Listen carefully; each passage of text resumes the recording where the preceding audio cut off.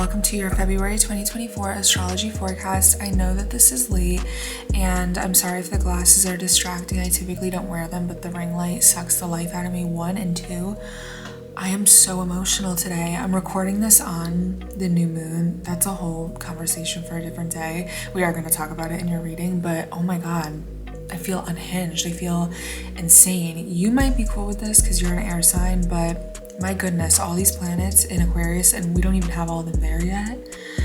I'm like, okay, let's back it up. We're just gonna jump right into it. On the 5th, Mercury entered your 5th house, and on its way in, it had to conjoin Pluto. So I keep saying that Pluto is this big, scary, intimidating, ominous bouncer that is guarding the door that is Aquarius in your chart.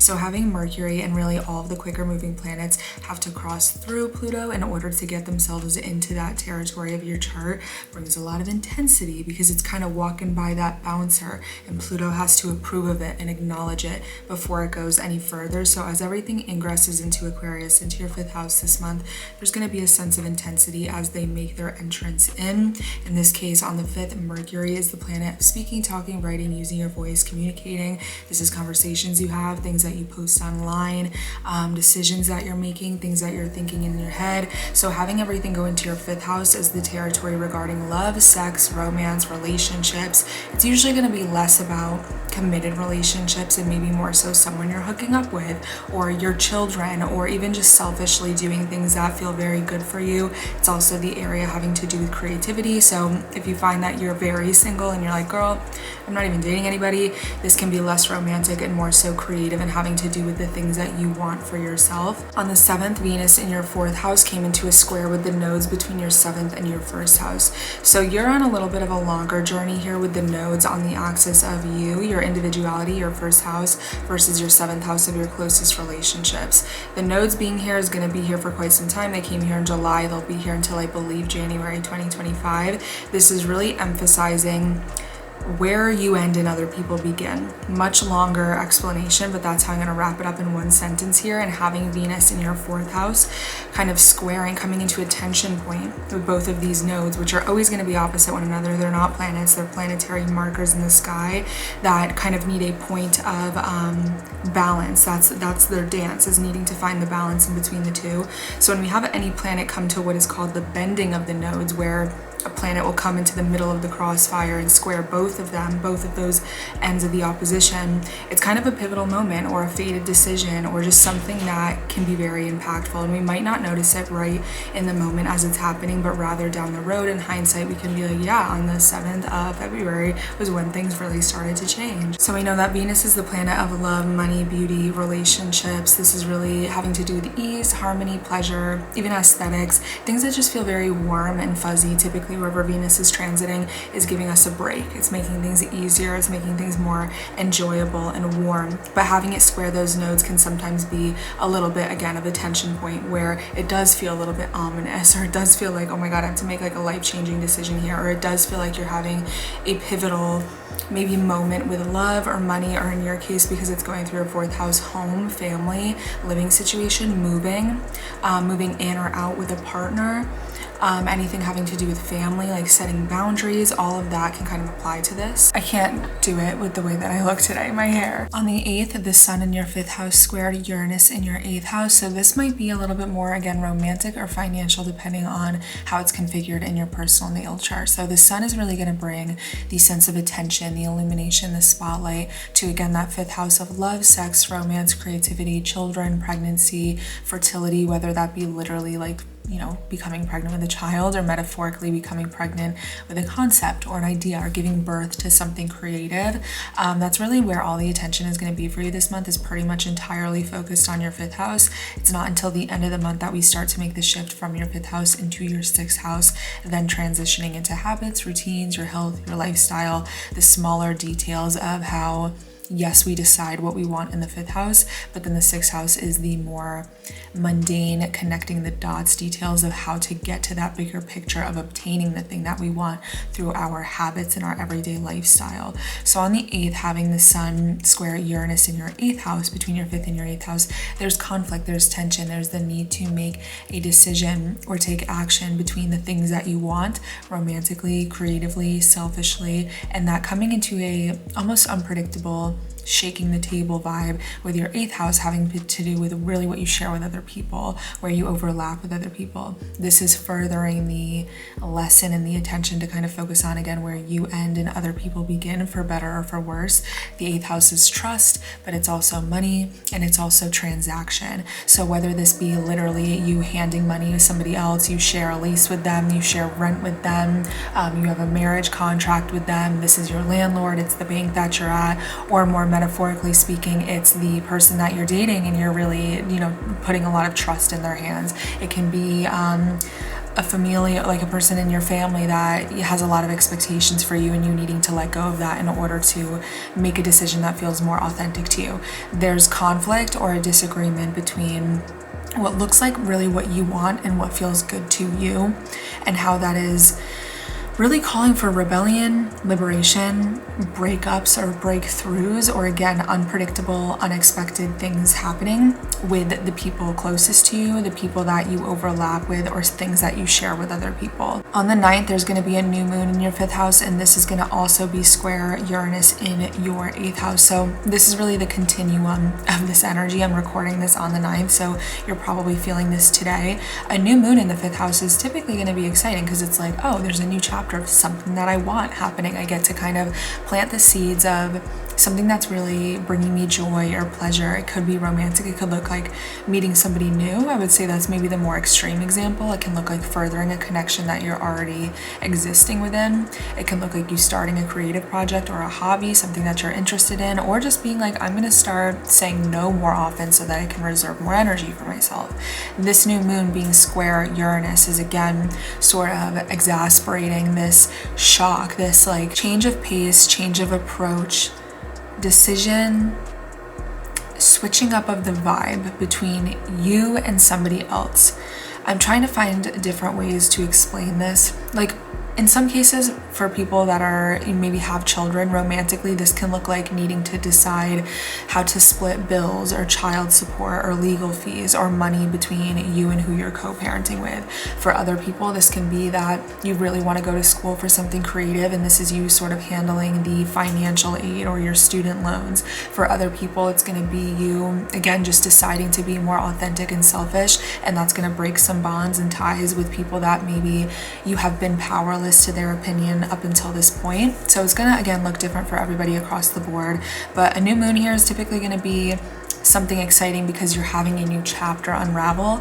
You'll start to see it unravel over the next 2 weeks, but over really the span of the next 6 months, it will come full circle. It just looks a little bit abrupt or kind of out of nowhere or out of the blue, whether it shocks you or you are doing something that shocks other people.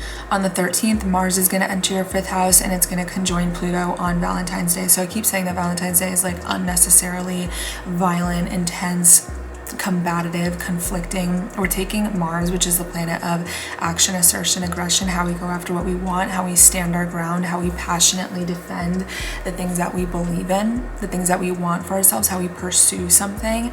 And that's coming into a very tight aspect to Pluto, which is the planet of war. Or I'm sorry, Mars is the planet of war.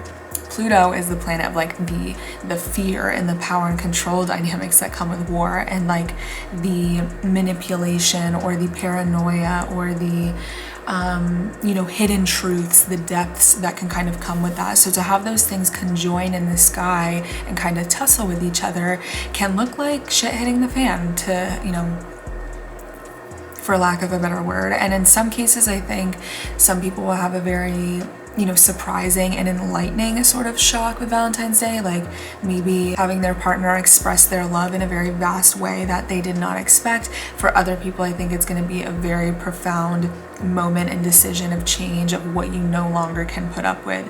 And sometimes those decisions come out very aggressively. In your case, having this in your 5th house, again, might have something to do with your romantic partner, or if you're dating or going on a date, especially on Valentine's Day, which I believe is going to be on Wednesday. So if you can hold off your plans from midweek and postpone them until the weekend, I would suggest to do that. But it looks like there might be what is a very intense moment, or maybe a conflicting sort of vibe, or even something where it's like when push comes to shove, you gotta go after what you want, even if it hurts some feelings, or you need to accept the truth, even if it's not what you want to believe in or what you want to accept.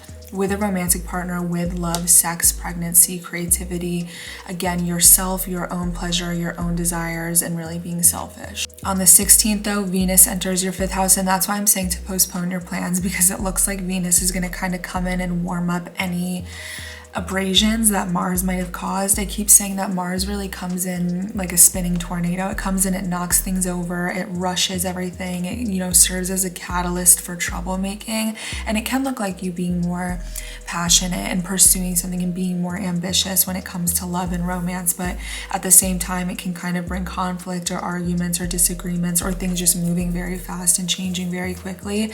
So to have Venus come in on the 16th, it's going to kind of soothe the wound, put a band-aid on any conflict that might have happened, but also bring warmth to kind of, even if you are moving very fast with someone and having a profound connection, making it a little bit smoother and more harmonious. Really great for romance, really great for creativity.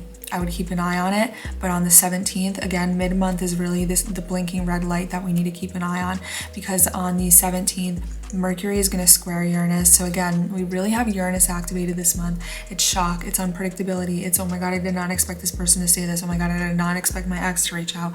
Oh my God, how do I respond to this text? Like, this is not how I felt like they thought about me. It's like there's a fluke of nature in the air that is really unraveling this month, where things are really just shaking the table. And I think people are, making decisions from a place of authenticity, but I think a lot of people are also being impulsive, and it's kind of like we are hitting the ground running and not thinking too much about the consequences of our actions. Again, though, for some people, it's going to be very liberating. It's like you might be fed up with something and you're like, that's it, I'm just going to do this. I'm just going to go after what I want. I'm just going to hook up with this person. I'm just going to break up with this person. Like, that's the sort of vibe that can be happening here. So on the 17th, this is the one that I think can be very intense as well. We have that shock in communication. Be careful too about like road rage, car accidents, flying off the handle in an argument very unexpectedly. Just try to think before you speak and make decisions. But Venus is also going to conjoin Pluto that day again in your 5th house. So this is really going to be the cusp of, again, things that you want: love, sex, romance, your talent, your creativity, your children. I guess your desires, really. On some level, it's like your dreams, the things that you kind of think about that you really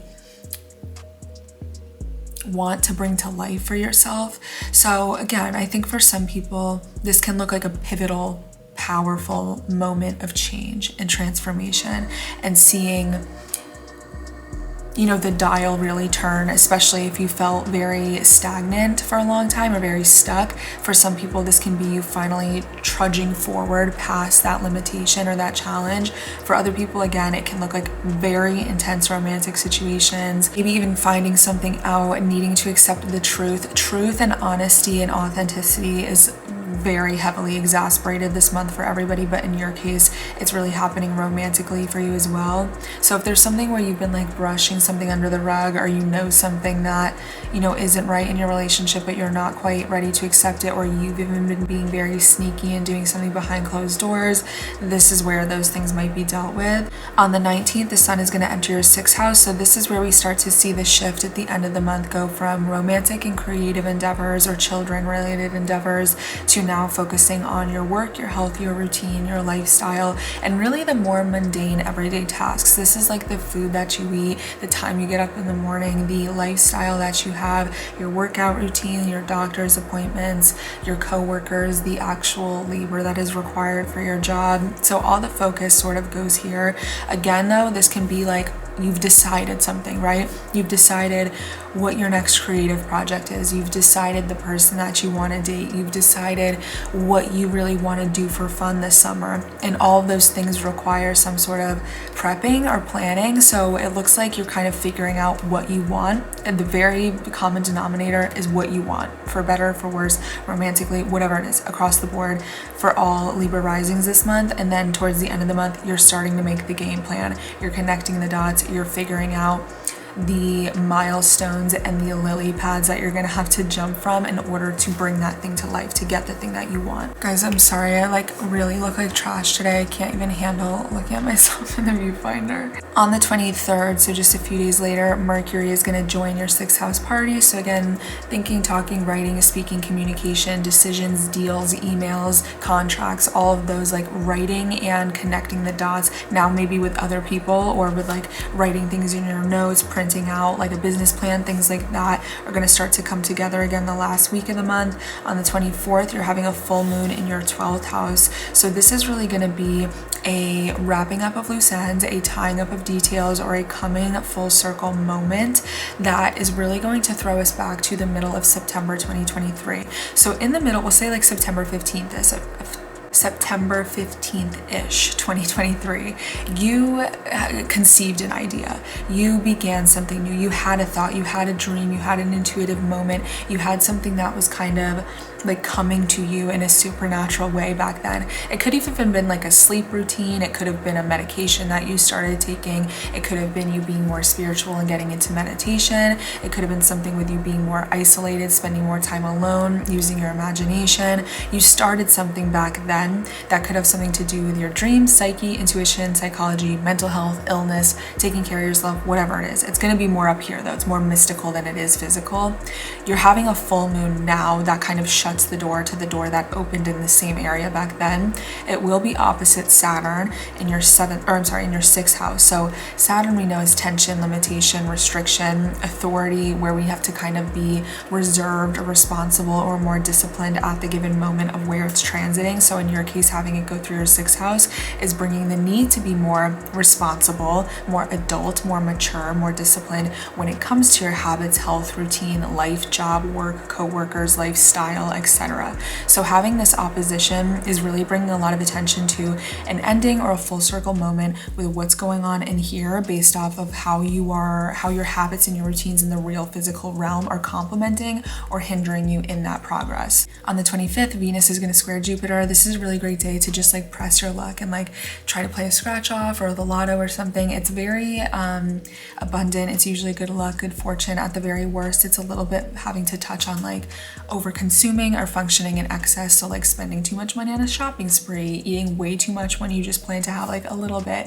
It can just be being overconfident or talking the talk and not really being able to back it up with walking the walk. And then we end the month on the 28th with Mercury conjoining Saturn again in your 6th house. So there's some sort of serious conversation, maybe with an authority figure, a boss, a coworker, someone that is maybe in charge of you. It doesn't have to necessarily be someone being able to tell you yes or no, but rather like a seriousness or a conservative or traditional sort of vibe when it comes to you making a serious decision, having an important conversation, or